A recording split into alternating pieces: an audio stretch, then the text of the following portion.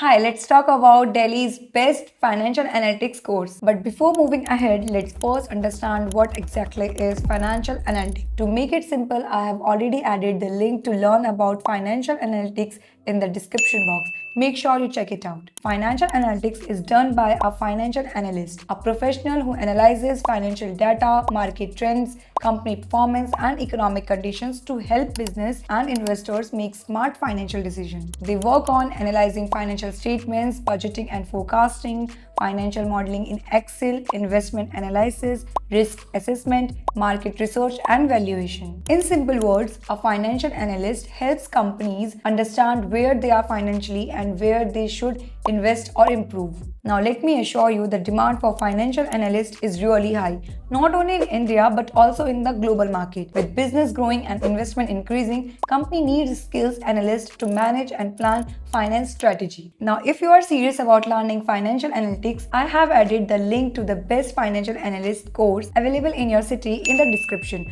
Do check it out. I hope you found this video valuable. Do like, comment and share. And if you have any doubts, drop them in the comments. I will surely clear them.